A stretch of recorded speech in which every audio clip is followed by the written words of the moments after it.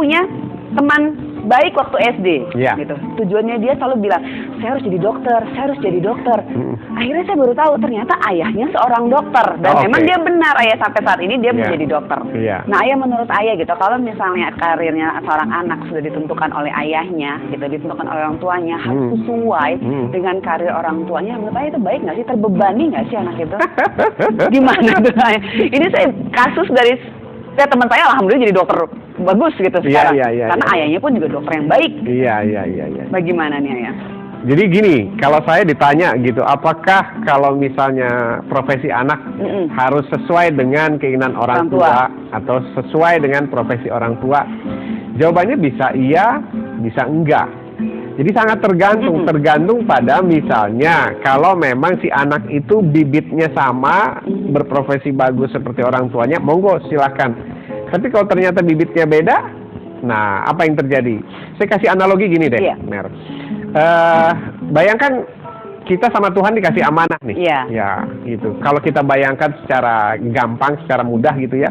Bayangkan suatu ketika, satu malam gitu, istri kita dikasih, ada hadiah sama Tuhan, dikasih bibit gitu. Ini saya kasih kamu bibit. Kita kan biasanya punya anak 1, anak 2, anak 3, katakanlah. Kita dikasih 3 bibit. Ya. Satu bibit pertama jambu. Satu bibit rambutan gitu. Satu bibit semangka. Ya, jadi jambu, rambutan, semangka. Itu kan jenis pohonnya beda-beda, jenis buahnya beda-beda. Nah, ternyata ayahnya jenis semangka. Nah, bayangkan kalau misalnya anaknya ini bukan jenisnya semangka, jenisnya rambutan. Terus diminta untuk dia berbuah semangka. Jadi nanti semangkanya nempel di pohon rambutan gitu kan. Gede-gede gitu. Enggak kuat batangnya, satu batangnya akan patah atau mungkin buahnya akan jatuh dan pecah gitu kan. Enggak cocok. Jadi sebenarnya filosofinya ya Mer, kalau kita punya anak dikasih sama Tuhan, kita kan cuma diamanati. Nah, kita lihat amanatnya ini sebenarnya bibitnya apa sih? Apakah mereka bibit jambu, bibit mangga, bibit rambutan, durian atau semangka gitu? Jadi jangan sampai nanti semangka berdaun sirih.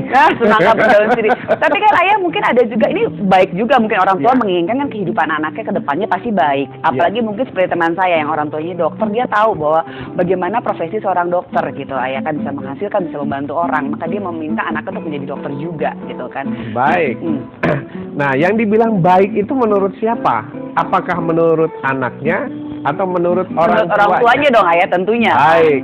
Standar baik itu apa? Biasanya orang tua melakukan standarisasi baik itu penghasilan. Iya. Penghasilannya baik. Untuk kelangsungan hidup kan ayah soalnya kan. Seperti itu. Nah, saya ingat waktu saya pernah tampil sama Pak Gede Prama di salah satu stasiun radio. Beliau bercerita tentang ada seorang anak itu yang sekarang narkoba, kemudian dia pokoknya direhab gitu. Direhab gitu. Penyebabnya cuma satu. Waktu itu anaknya ingin jadi pemain biliar.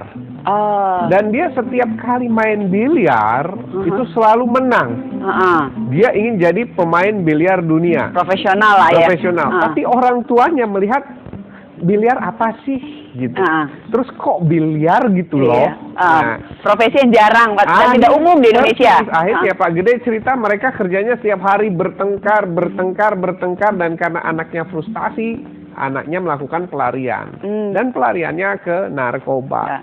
Sampai waktu itu Pak Gede berpesan bahwa jika kita punya anak, coba perhatikan apa bibit mereka gitu. Apakah mereka bibit jambu? Kalau mereka bibit jambu, biarkanlah mereka tumbuh menjadi jambu yang berguna, jambu yang besar, jambu yang manis. Jambu manis benar-benar ya. Dan sebagainya. Jangan paksa dia jadi mangga. Jangan paksa dia jadi durian. Gitu. Jadi biarkanlah dia tumbuh sesuai bibitnya. Karena tugas kita adalah menanam bibit itu, membesarkan, tumbuh sampai dia berbuah lebat.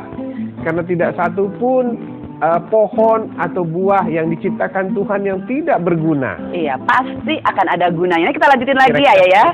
Nah, bagaimana kita sebagai orang tua? Apakah kita sebenarnya sudah mengetahui atau bagaimana cara kita mengetahui bibit anak kita? Karena biasanya kalau anak-anak zaman sekarang kan suka berubah-ubah gitu, suka mengubah-ubah cita-citanya. Nah, sahabat Motivator jangan kemana-mana, tentu kami akan kembali lagi tetap di Motivator.